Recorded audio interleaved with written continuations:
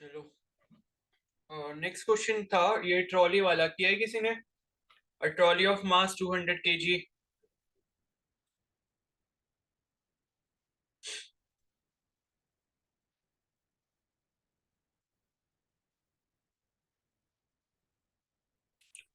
बताओ।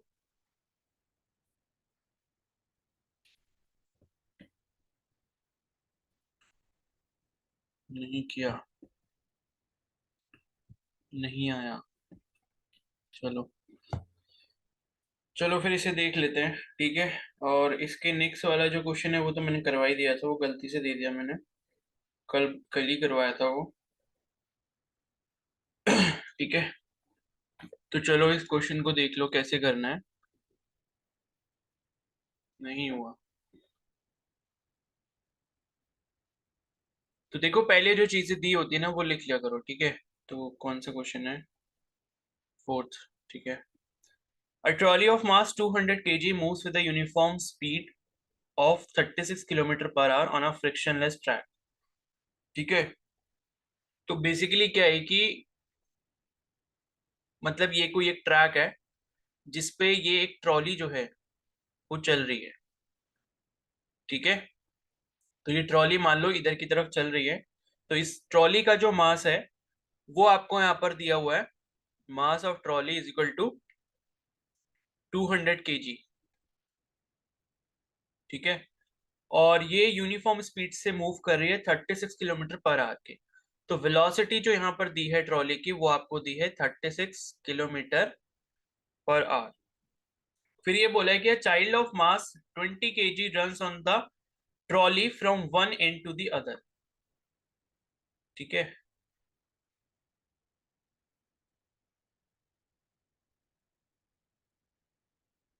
तो अब ये जो एक चाइल्ड है उसकी बात यहाँ पर कर रहे हैं। तो वो जो है उसका मास 20 kg है और runs on the trolley from one into the other. तो अब ये जो ट्रॉली है ये ट्रॉली के ऊपर जो है ये मूव कर रहा है। ठीक है।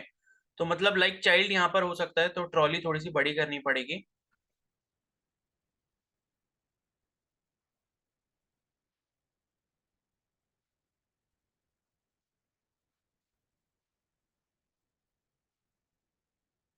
ठीक है। तो यहाँ पे मान लेते हैं कि ये हमारा ये चाइल्ड है। तो अब ये जो है ये भी मूव कर रहा है, चाइल्ड ऑफ मास 20 kg। ठीक है। तो इसका जो मास है, mass of child is equal to 20 kg, ये दिया हुआ है आपको। और ये मूव करता है एक एंड से दूसरी तरफ और 10 मीटर अवे। मतलब 10 मीटर अवे का मतलब ये है कि लेंथ की जो मतलब ये जो ट्रॉली की लेंथ है ये आपकी 10 मीटर के बराबर है।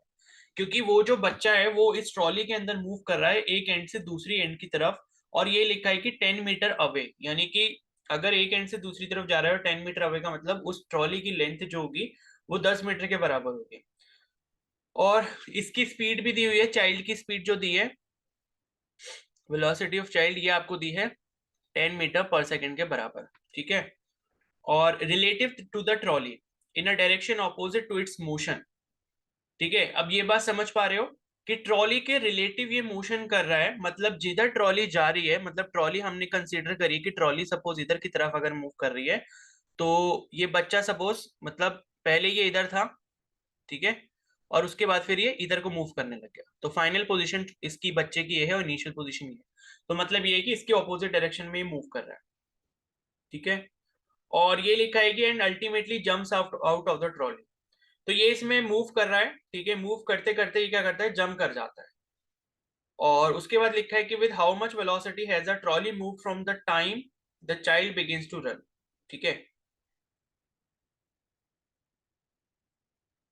तो ये है कि मतलब जब बच्चे ने चलना स्टार्ट किया था तो उसके बाद से जो ट्रॉली की वेलोसिटी हुई है वो कितनी हुई है, तो ये चीज आपको बतानी है। ठीक है। तो यहाँ पर ये जो गिवन चीज है वो मैं दोबारा से लिख लेता हूँ। तो मास ऑफ ट्रॉली आपको दिया है यहाँ पर 200 kg।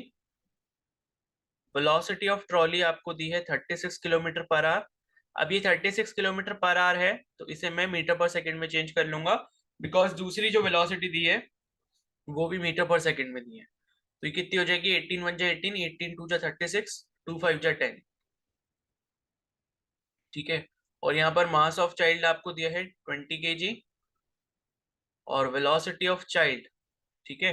लेकिन ये चाइल्ड की क्या है, ये लिखा था कि with speed of 4 metre per second relative to the trolley. तो velocity of child with respect to trolley ये आपको दिया हुआ है 4 मीटर पर सेकेंड। ठीक है, तो इसको ऐसे लिखना है आपने, velocity of child with respect to trolley, ground के रिस्पेक्ट में नहीं है वो वेलोसिटी। ठीक है, तो इतनी चीजें आपको यहाँ पर दी हुई हैं। तो करते हैं इसको फिर।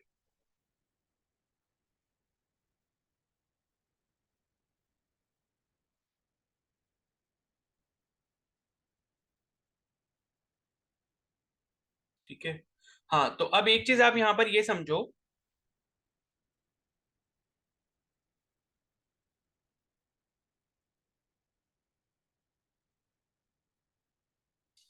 तो ये आपकी जो वेलोसिटी दी है ट्रॉली की, ये आई थिंक किसके रिस्पेक्ट में, ये ग्राउंड के रिस्पेक्ट में होगी,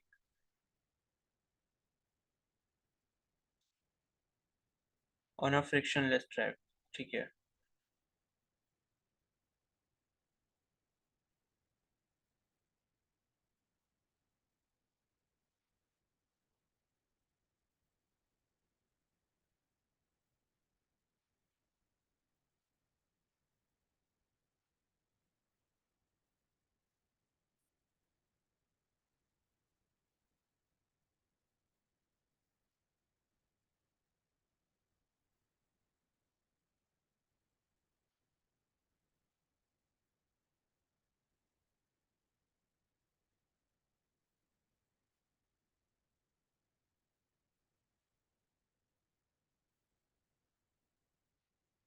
ठीक है, तो एक चीज आपको ये समझनी होगी यहाँ पे कि ये जो वेलोसिटी ऑफ ट्रॉली दी है, मे बी हो सकता है कि ये वेलोसिटी भी ग्राउंड के रिस्पेक्ट में नहीं है। ये जो आपका ये जो इस पे चल रहा है ना, ये जो आपकी लाइक बेल्ट जैसा या जो भी फ्रिक्शनलेस ट्रैक है, ये आपका ट्रैक है।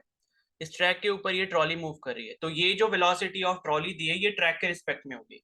यानी कि ट्रैक इसको जिस हिसाब से खींच रहा होगा उस हिसाब से ये जो ट्रॉली है ये मूव कर रही होगी। ठीक है, तो हमें यहाँ पर कंसीडर क्या करना है।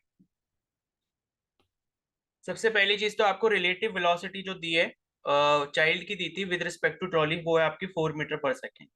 ठीक है, तो मैं क्या करता हूँ, मैंने मान लिया कि जो एब्सोल्यूट वेलोसिटी है ट्रॉली की, यानी कि velocity of trolley with respect to जो ग्राउंड है, ठीक है, इसको मैंने वीटीजी मान लिया।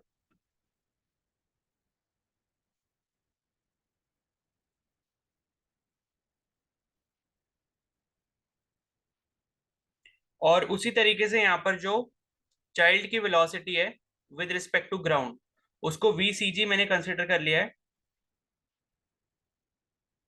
Velocity of child with respect to ground. ठीक है, और यहां पर जो आपको ये दिया था ना, velocity of child with respect to ground, नहीं विद रिस्पेक्ट टू ट्रॉली, ठीक है, ये आपकी वीसीटी के बराबर हो गई। तो यहां से मैं क्या लिख सकता हूं कि जो velocity of child with respect to trolley है वो होगी velocity of child with respect to ground minus velocity of trolley with respect to ground. ठीक है, कुछ इसी तरीके से होगी। ये हम रिलेटिव मोशन में पढ़ चुके हैं कि इसको कैसे लिखते हैं। अगर कोई भी आपको दो रिलेटिव मोशन दिए हुए हैं, उनके बीच का रिलेटिव मोशन का डिफरेंस अगर आपको निकालना है ग्राउंड के रिस्पेक्ट में, तो पहला वाला जो आपको दिया है जिसके रिस्पेक्ट में आप मतलब जिसकी बात कर रहे हो उसकी ग्राउंड के रिस्पेक्ट में, माइनस दूसरे वाली जिसकी रिस्पेक्ट में आपने बात करी है उसका ग्राउंड के रिस्पेक्ट में। जब आप ऐसे करते हो तो आपको यहाँ पर ये वीसीटी की वैल्यू मिल जाएगी।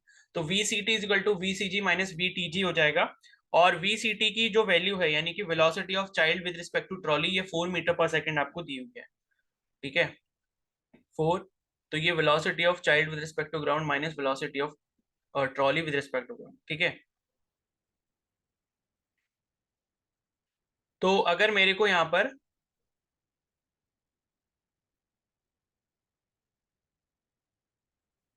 ठीक है, चलो अभी इसे यहीं छोड़ देते हैं, जो भी होगा इसका यूज आगे उसको आगे देख लेंगे।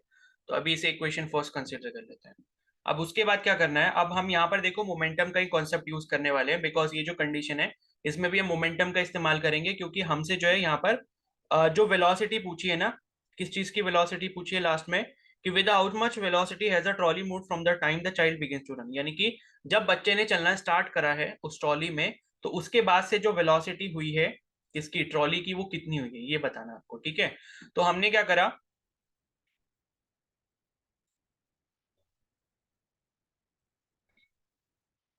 मोमेंटम ऑफ चाइल्ड, ठीक है, बिफोर ही स्टार्ट्स टू रन।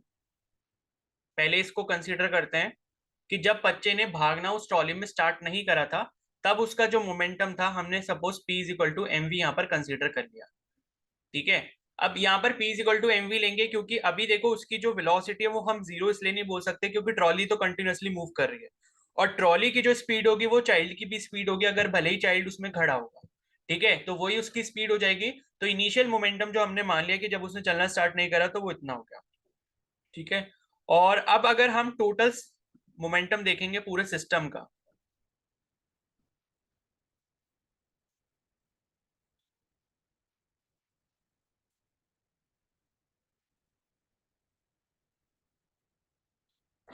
तो वो कितना हो जाएगा यहाँ पर,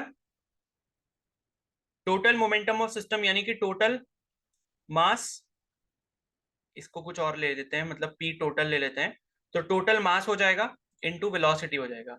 अब टोटल मास जो है वो यहाँ पर ट्रॉली का प्लस बच्चे का जो मास है यानी कि 200 kg प्लस 20 kg यानी कि 220 kg हो गया, ठीक है। और वेलोसिटी जो है वो हम क्या लेंगे, 10 मीटर पर सेकेंड लेंगे, और 10 मीटर पर सेकेंड किसकी वेलोसिटी थी, ये थी आपकी वेलोसिटी ऑफ ट्रॉली, ठीक है। तो ये आपको मिल गया 2200, ये हो जाएगा केजी मीटर पर सेकेंड, ठीक है। तो ये हो गया आपका टोटल मोमेंटम। अब मोमेंटम उसकी बात करते हैं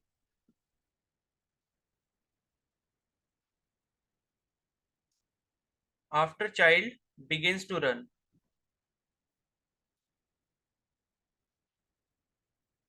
ठीक है।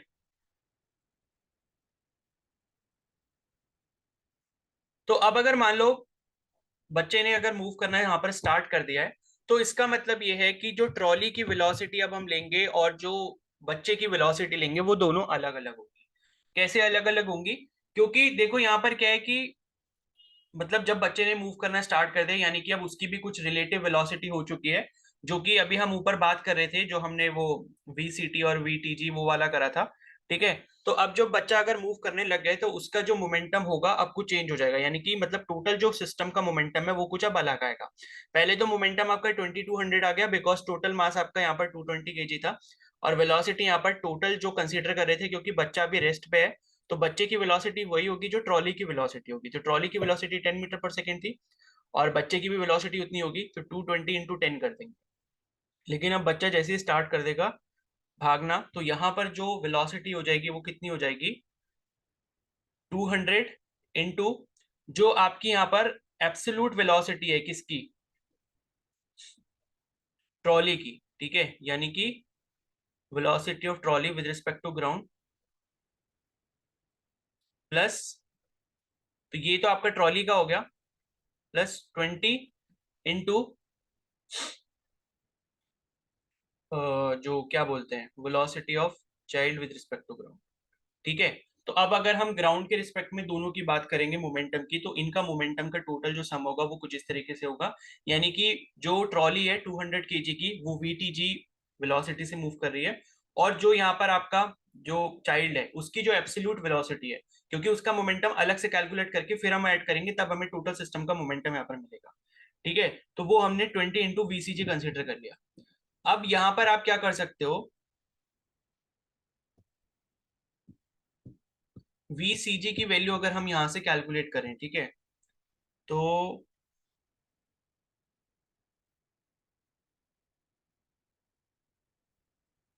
ये आया था VCT is equal to VCG,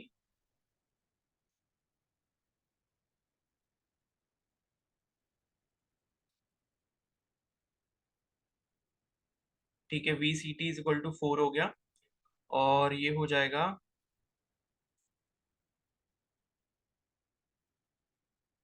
VCG,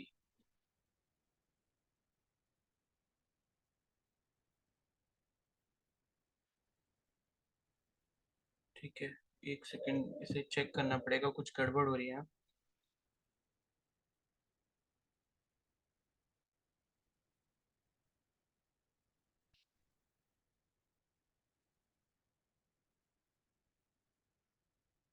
अच्छा ठीक है। तो एक्चुअली यहाँ पर क्या है ना, कि जैसे दोनों की डायरेक्शन जो है वो डिफरेंट है। ठीक है, दोनों की जो डायरेक्शन है वो डिफरेंट है, यानी कि जो वी टी जी है, ट्रॉली जिस डायरेक्शन में मूव कर रही थी उसके जस्ट ऑपोजिट डायरेक्शन में है यहाँ पर जो है वो आपका चाइल्ड मूव कर रहा था। ठीक है, तो यहाँ पर करना क्या पड़ेगा कि अगर सपोज ट्रॉली इधर को मूव कर रही है तो मैं इसकी डायरेक्शन को पॉजिटिव ले लेता हूँ, और यहाँ पर अगर चाइल्ड इस साइड को मूव कर रहा है तो इसकी जो वेलोसिटी की डायरेक्शन है वो मान लो मैंने नेगेटिव ले ली। ठीक है, तो ट्रॉली की अगर इधर को जा रही है पॉजिटिव हो गया, और चाइल्ड जो है वो लेफ्ट साइड को जा रहा है तो वो नेगेटिव हो गया। तो मैं इसको कुछ ऐसा लिख सकता हूँ, इसको मैं माइनस कर सकता हूँ। ठीक है, minus velocity of child with respect to ground. या फिर इसको थोड़ा और सही करने के लिए हम ये कंसिडर कर लेते हैं कि ट्रॉली जो है वो लेफ्ट साइड में मूव कर रही है। चलो ऐसे ही रहने देते हैं।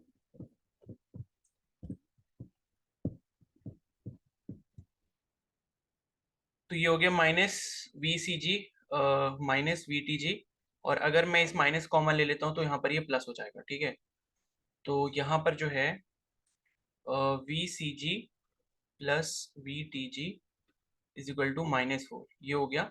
और मेरे को यहाँ से जो वैल्यू चाहिए वो चाहिए वेलोसिटी ऑफ चाइल्ड।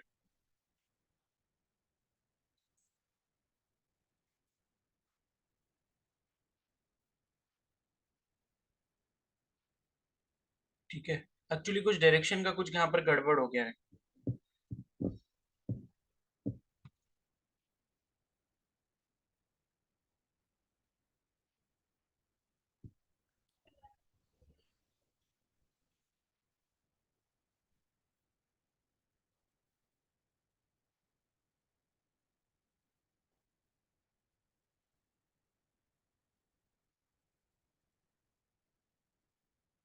चलो अभी ऐसा करो ना, इसको एक काम करते हैं,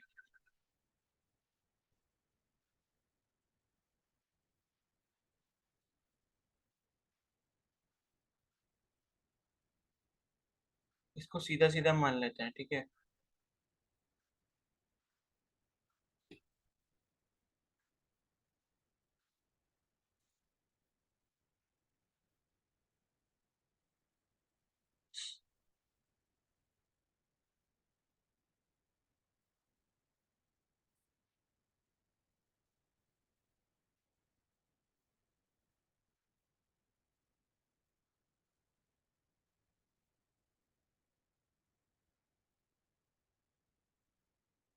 ठीक है, इसको अभी ऐसे कंसीडर कर लो कि velocity of child with respect to जो ट्रॉली है, ठीक है, हमने ऐसा कंसीडर कर लिया कि V T G minus V C G है, बिकॉज क्योंकि ये जो वैल्यू है ये हमें पॉजिटिव मिलनी चाहिए। बिकॉज यहाँ पर क्या है कि जब हम चाइल्ड की बात कर रहे हैं ट्रॉली की रिस्पेक्ट में, तो यहाँ पर देखो ट्रॉली की जो वेलोसिटी है वो ज्यादा होगी, क्योंकि ट्रॉली की वेलोसिटी यहाँ पर ज्यादा है, और चाइल्ड जो है वो उसके अंदर मूव कर रहा है, यानी कि उसकी वेलोसिटी कम होगी, और ये जो हमें रिजल्ट मिलना चाहिए पॉजिटिव मिलना चाहिए।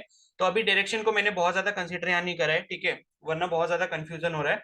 तो अभी इसको ऐसे ही मान लो कि ये V T G minus V C G के बराबर हो गया, और ये जो वी सी टी आपको दिया था ये 4 के बराबर दिया हुआ है, यानी कि velocity of child with respect to trolley ये 4 दिया है, और ये आपका वी टी जी हो गया माइनस वी सी जी हो गया।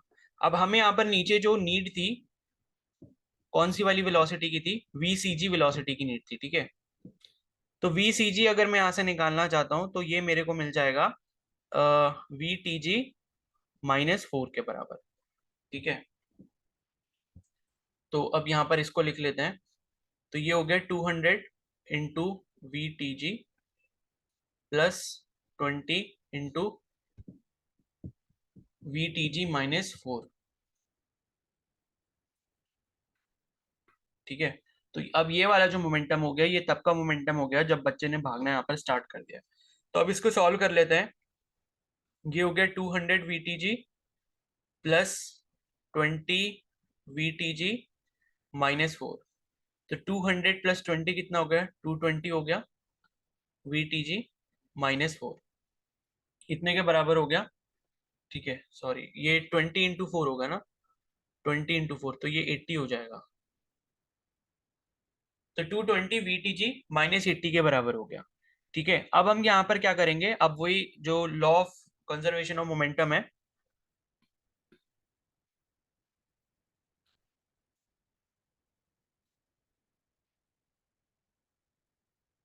ठीक है, तो इनिशियल मोमेंटम बराबर फाइनल मोमेंटम कर देंगे।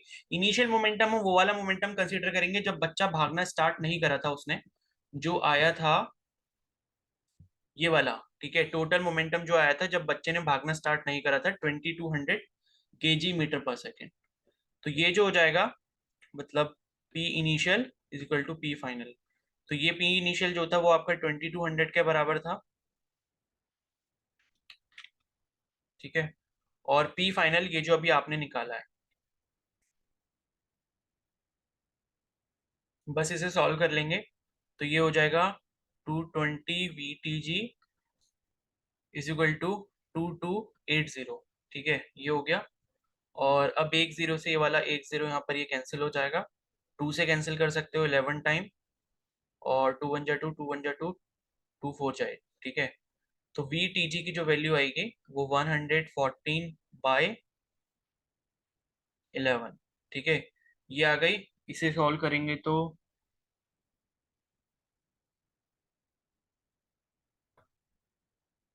ये आ रहा है 10.36,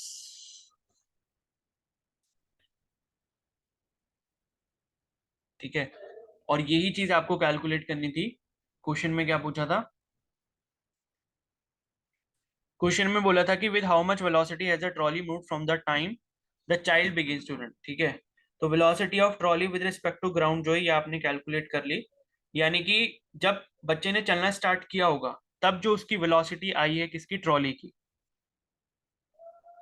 ठीक है। या ट्रॉली मतलब जब बच्चे ने स्टार्ट किया मूव करना तब जो ट्रॉली की वेलोसिटी थी वो आपकी इतने के बराबर थी, यानी कि VTG, velocity of trolley with respect to ground, ठीक है।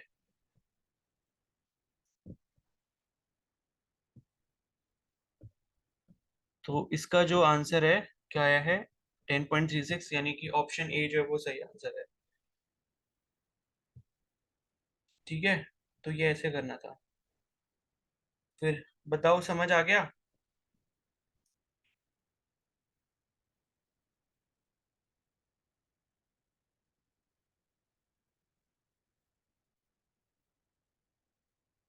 बताओ भाई।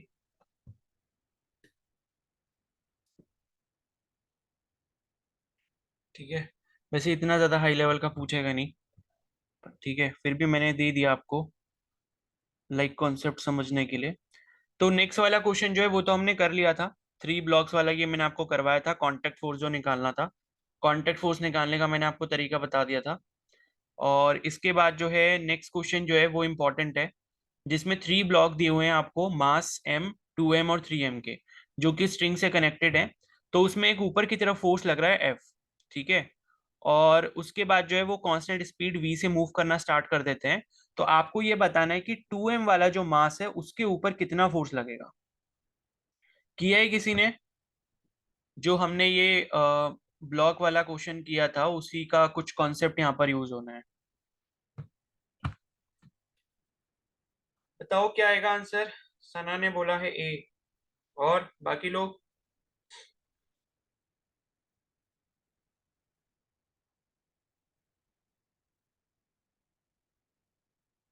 किसी को नहीं आया क्या?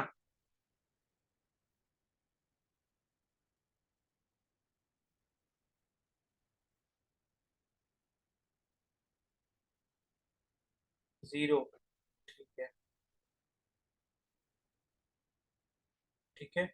तो आपसे ये पूछा है कि भाई नेट फोर्स कितना होगा 2m मास के ऊपर। तो इन्होंने जो देखो केस दिया है वो आपको ये दिया है कि भाई, बस आपको यहाँ पर एक टर्म याद रखना है कि इन्होंने बोला है कि सारे के सारे जो मास हैं वो कांस्टेंट स्पीड v से ऊपर मूव कर रहे हैं। अगर कहीं पर भी कांस्टेंट स्पीड है इसका मतलब वहां पर क्या होता है, एक्सेलरेशन जीरो होता है, ठीक है। ये चीज मैं आपको पहले भी कई बार बता चुका हूँ।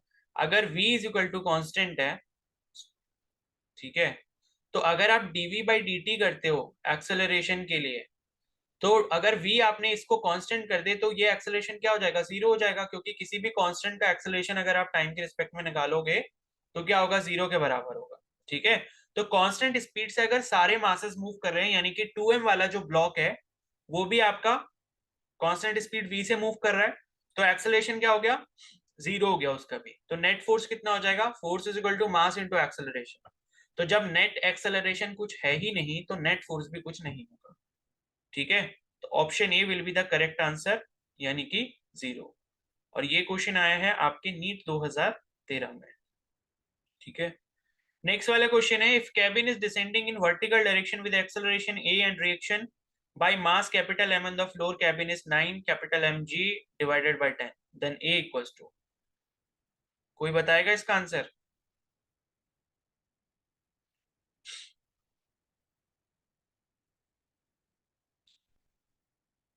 व्हाट 48 नंबर का जो क्वेश्चन है, बताओ।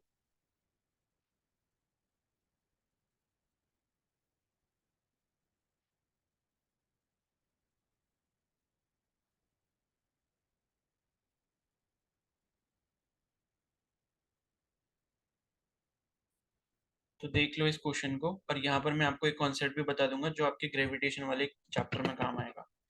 ठीक है, तो बेसिकली ये जो आपको ये कैबिन वाला ये जो भी केस दिख रहा है, इसको आप लिफ्ट वाले केस से कंपेयर कर सकते हो। ठीक है, तो जो भी नंबर का क्वेश्चन है इसमें 40 लिखा है, तो लिफ्ट वाले केस से आप इसको कंपेयर कर सकते हो। बेसिकली इन्होंने एक कैबिन दिया है, कैबिन मानो या लिफ्ट मानो एक ही चीज है, तो उसमें जो है यहाँ पर एक मास कैपिटल एम यहाँ पर रखा हुआ है। ठीक है, और ये लिखा है कि if cabin is descending in vertical direction with acceleration A, descending का मतलब होता है नीचे आना, और असेंडिंग का मतलब होता है ऊपर जाना। ठीक है, तो अभी क्या है, ये जो मास है ये नीचे की तरफ आ रहा है, और इसका जो एक्सेलरेशन ए है। ठीक है, और ये लिखा है कि जो रिएक्शन है मास कैपिटल एम की वजह से फ्लोर के ऊपर, वो है आपका 9 capital M into G by 10। ठीक है, अब देखो रिएक्शन का मतलब क्या है, यानी कि ये मास इस पे फ्लोर के किसी के ऊपर फ्लोर के ऊपर रखा है, तो आपको ये चीज पता है भी रिएक्शन फोर्स क्या होता है। मान लो कहीं पर भी सरफेस के ऊपर अगर ये मास मैंने एम रखा हुआ है, तो रिएक्शन का मतलब ये है कि मान लो ये अगर एम जी फोर्स नीचे की तरफ लगा रहा है, तो ऊपर जो रिएक्शन फोर्स मेरे को मिल रहा होगा वो भी एम जी के बराबर ही होगा।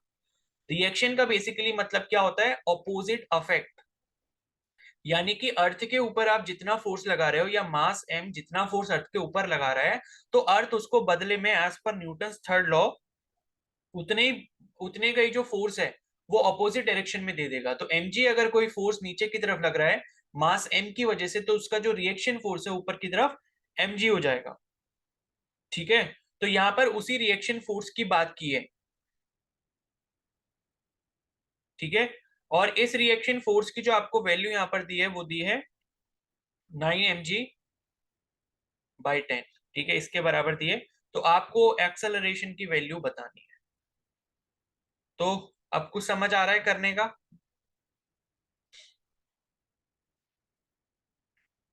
बताओ भाई, कुछ समझ पा रहे हो आप?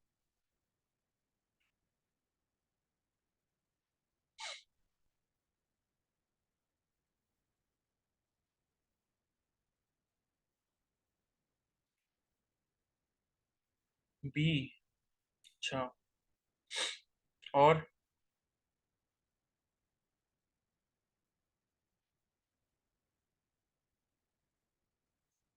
चलो फिर इसे देख लो कैसे करना है। ठीक है, अब इससे देखो, इस कॉन्सेप्ट को प्लीज ध्यान रखना, बिकॉज ये ग्रेविटेशन में जो लिफ्ट वाला कॉन्सेप्ट आता है, सेम कॉन्सेप्ट वहां पर भी यही वाला यूज होता है। तो इसमें बेसिकली क्या है, ये जो डॉट मैंने बनाया है इसको मैंने मास मान लिया है अभी। ठीक है, तो ये मेरा जो मास था ये कैपिटल एम है, और अब अभी अगर आप यहाँ पर देखोगे इस फिगर के अकॉर्डिंग, तो यहाँ पर देखो इस फिगर में ये जो नीचे की तरफ लग रहा होगा वो एम जी लग रहा होगा। इसका जो वेट है मास कैपिटल एम का, नीचे की तरफ जो फोर्स लगा रहा होगा लिफ्ट के फ्लोर पे, वो एम जी के बराबर होगा। तो यहाँ पर एक नीचे जो फोर्स लग रहा है वो आपका एम जी लग रहा है, और यहीं पर इस मास की वजह से जो ऊपर रिएक्शन फोर्स आ रहा है वो आपका 9 mg/10 आ रहा है। ठीक है, और यहाँ पर जो नेट एक्सेलरेशन है वो नीचे की तरफ है। ठीक है, अब आपको देखो यहाँ पर समझना क्या है, बेसिकली समझने वाली बात ये होती है यहाँ पे कि ये आपका रिएक्शन क्या है, एक तरीके का फोर्स है, एफ आर मैं इसको बोल देता हूँ।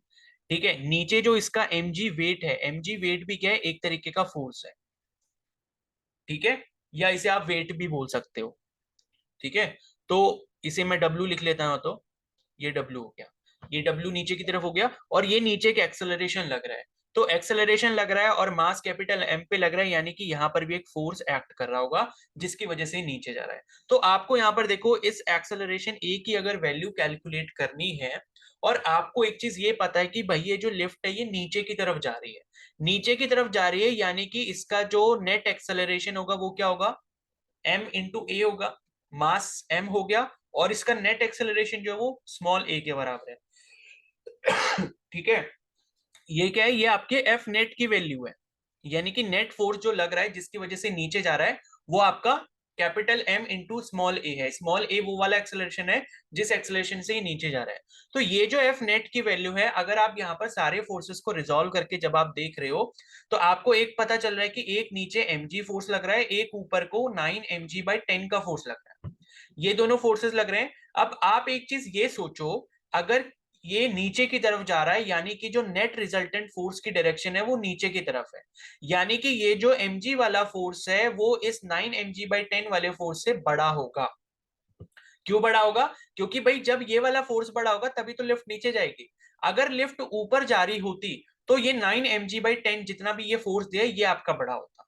वैसे तो देखने में पता चल रहा है कि वो बड़ा नहीं हो सकता, लेकिन आप कंसीडर इसको ऐसे कर सकते हो कि मान लो ये मास है, ठीक है, और ये लिफ्ट के अंदर रखा हुआ है, और लिफ्ट जो है वो आपकी सपोज ऊपर की तरफ जा रही है, ठीक है, ऊपर की तरफ जा रही है, इसका नीचे जो फोर्स लग रहा है वो mg के बराबर लग रहा है, और इधर मान लो कोई और फोर्स इन्होंने दिया है, कुछ भी वैल्यू हो सकती है वो, ठीक है, या एफ अपवर्ड लिख लो इसको, ठीक है। तो आपको यहाँ पर क्या समझना है कि अगर यहाँ पर लिफ्ट ऊपर की तरफ जा रही है यानी कि ये इस एक्सेलरेशन से जा रही है, तो जो एफ नेट है वो यहाँ पर m इंटू ए के बराबर होगा, और ये जो m इंटू ए की वैल्यू आएगी, ये ऊपर वाला जितना नेट फोर्स है उसमें से जब नीचे वाला नेट फोर्स माइनस करोगे तो आपको m ए की वैल्यू मिल जाएगी, यानी कि F upward minus M G, ठीक है। तो ऐसे करना होता है इसको, समझ आ गई, बताओ।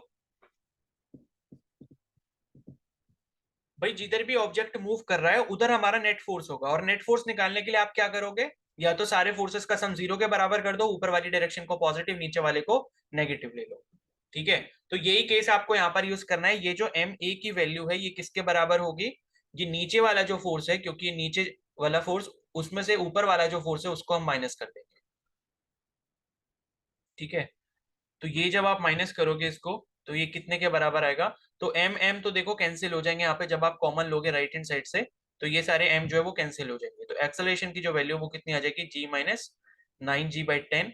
तो ये कितना हो गया, 10 × g, यानी कि 10g हो गया, -9g हो गया, डिवाइडेड बाय 10, यानी कि इसका जो आंसर आ गया वो g/10 के बराबर आ गया, ठीक है। तो आंसर जो है एक्सेलरेशन वो इसका g/10 होगा, तो यही इसका आंसर है। तो यहाँ पे बस मैं कॉन्सेप्ट आपको लिफ्ट वाला बताना चाहता था कि लिफ्ट अगर मान लो ऊपर की तरफ एक्सेलरेशन ए से मूव कर रही है तो इसमें जितने भी फोर्सेस होंगे उसमें नेट फोर्स जो होगा वो ऊपर की तरफ होगा। या मान लो दो फोर्सेस आपको दिए हैं, एक फोर्स ऊपर है F1 और एक फोर्स है F2, और ये एक्सेलरेशन ऊपर ए से मूव कर रहा है, यानी कि यहाँ पर जो है मतलब ऊपर की तरफ जो फोर्स होगा वो F नेट होगा, जिसकी वजह से एक्सेलरेशन ए आ रहा है, जिसकी वजह से मूव कर पा रहा है। तो एफ नेट की जो वैल्यू होगी वो क्या होगी, F1 - F2 होगी, क्योंकि एफ नेट अगर ऊपर की तरफ है, एक्सेलरेशन अगर ऊपर की तरफ है, इसका मतलब एफ नेट ऊपर की तरफ होगा, और एफ नेट अगर ऊपर की तरफ है यानी कि F1 की वैल्यू ज्यादा होगी इन कंपैरिजन टू F2, तभी ये बॉडी जो है वो ऊपर की तरफ जा पा रही है। और दूसरी कंडीशन जो यहाँ पर बनती है वो ये बनती है कि मान लो लिफ्ट है और लिफ्ट यहाँ पर नीचे की तरफ आ रही है, यहाँ पर मान लो एक फोर्स F1 लग रहा है, एक फोर्स F2 लग रहा है, ये एक्सेलरेशन ए से नीचे आ रहा है, तो यानी कि एफ नेट की जो डायरेक्शन होगी वो भी नीचे की तरफ होगी। और एफ नेट अगर आप कैलकुलेट करना चाहते हो तो इस F2 में से इस F1 को माइनस करोगे, क्योंकि भाई F2 की वैल्यू बड़ी होगी F1 के कंपैरिजन में, तभी तो ये बॉडी नीचे आ पा रही है, ठीक है। तो बस इतनी चीज मेरे को आपको बतानी थी, ये ग्रेविटेशन में काम आएगा, समझ आ गया।